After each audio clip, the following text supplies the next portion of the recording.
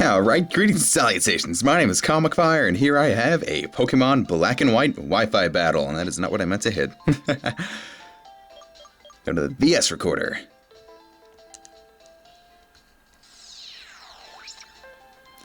Alright. My video.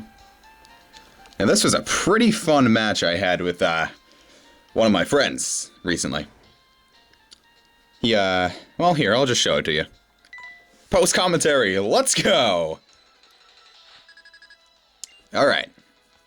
Now, he opens up with his Darmanitan, who's Choice Scarfed, and I open up with my Politoed. Now, I thought he was going to try to Flare Blitz. I thought he was actually going to switch out because I knew he wouldn't Flare Blitz, so I went into my, I wanted to set up Trick Room with my Reuniclus, so I go into Trigger, Chrono Trigger, Trick Room, you know. But he has U-Turn, which I wasn't predicting, honestly. Trigger didn't actually get to do anything in this match because I played horribly. I started out with a pretty horrible play. Then he goes into his Salamence. Now, I didn't know which, like, I had made this Reuniclus, but I'd never used it. And I forgot that this is actually pure offense. This thing has, like, no defensive capabilities whatsoever. And hence couldn't take a Dragon Claw and got to do nothing. Oh well. So I go back into Harvester, who actually did surprisingly well. And he switches into Porygon Z. And I go for Ice Beam. It's Choice Specs to Ice Beam. And that did about half. And he goes for Tri-Attack, Adaptability, Normal Gem boosted, and I thought, I'm sunk. Politoads aren't exactly the bulkiest things this side of the Mississippi River. And my health goes down, down, down, and I survive with 13 HP, just enough to take out the Porygon Z.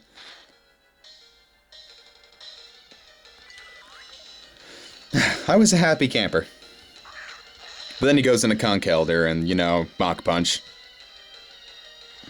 Wasn't much I could have done there. There was nothing on my team that I wanted to take a Mach Punch, so I just sacrificed Harvester. Then he gets his Flame Orb up. So here I go into one of my favorite Pokemon on team, Tyson.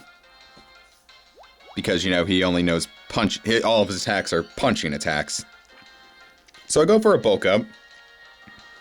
And he goes for a Bulk Up. This part of the match is a little bit stallish. See, I knew I'd eventually stall him out. Because, you know, he's got that Burn Orb. He can only do so much. So I go for another Bulk Up. I had every intention of going to +6 and then using a Drain Punch to finish him off, because I know I'm faster. But he went first. You know, that doesn't bug me too much. Sure, he's fully healed, but I have the Dry Skin ability. And Leftovers. So overall, I think I'm in a pretty good position here. This time I go for a Drain Punch.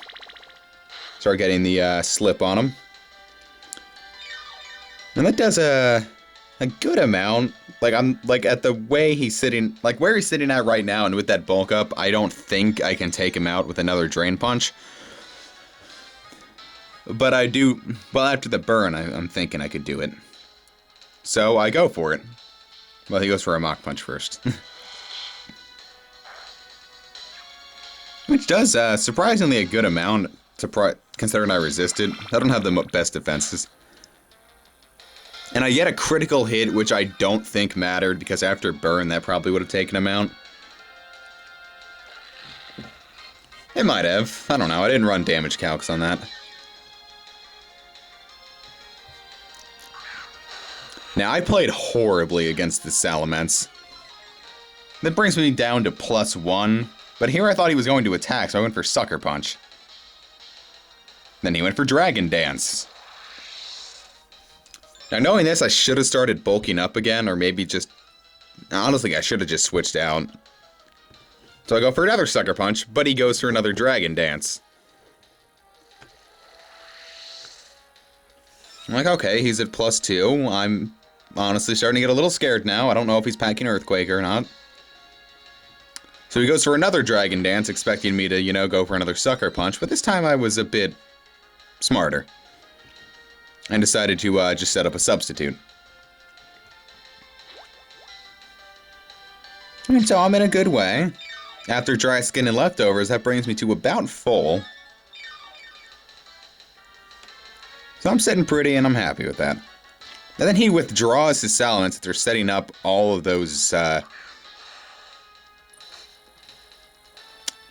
Dragon Dances. But then he goes to Gengar, which he knows I can't do anything against unless I Sucker Punch him. So I go for another Bulk Up.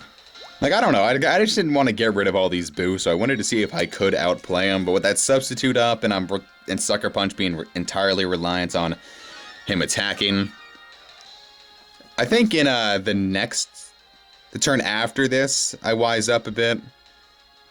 Because he went for Substitute, and I'm like, what are you doing? I couldn't have hit you with anything. I think the next turn I do. Yep. I give up a free sub and all those bulk ups, but I go into Edward Scissorhands. And then he hits me with Shadow Ball, which I may not be the bulkiest scissor around, but that still didn't do anything.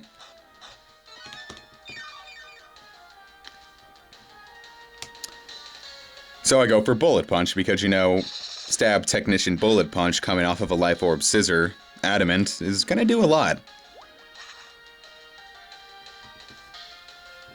And he goes for Thunderbolt. Which does a decent amount. So then I go for Bullet Punch again. And he's about full health right now. Just about full health, and his health goes down, and then he dies from a critical hit, which definitely mattered. Honestly, if I didn't get that crit, I may have lost the battle.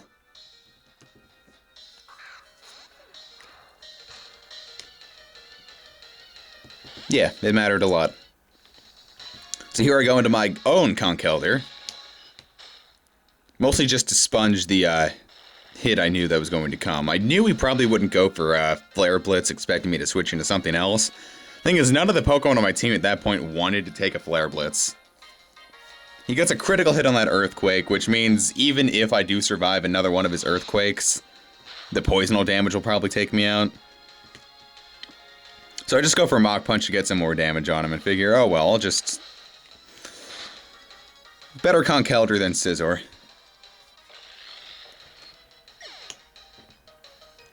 So here I go into my Marowak. Now, what I need this thing to have Trick Room out to be extremely good, but even without Trick Room, it did pretty well. See, with the Thick Club item, his attack doubles to like 560 something. And the ability Rockhead and Double Edge, which I knew he would switch into Salamence, so I didn't go for Earthquake. I mean, look at how much that Double Edge did. At -1. And he's got a little bit natural bulk, because he survived with just about half his HP left. Little under half of his max HP. Crit didn't matter there at all, would have been useful at first.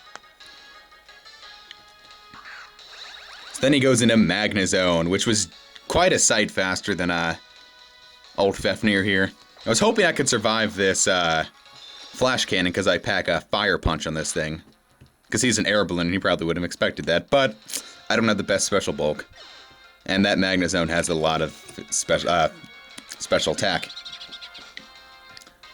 And here's where the battle starts winding down. He goes through that big Thunderbolt. Does quite a chunk of damage, but I go for Drain Punch.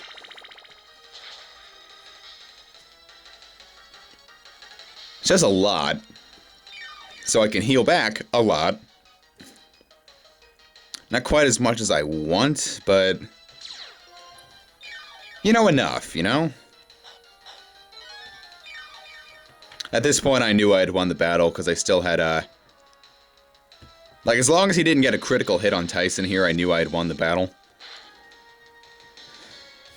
Because even if, it basically all boiled down to that Choice Scarf's Darmanitan, and I have 2 forms of priority with Tyson's Sucker Punch and, although it's resisted, Scisor's Bullet Punch. I thought I could handle it. I ran the damage calculations. I could just barely defeat it with a Bullet Punch at that point, assuming it didn't have any bulky investment in it. Which it may have, honestly. It's a Choice Scarf variant. But I just went for Sucker Punch, and I knew that would take it out.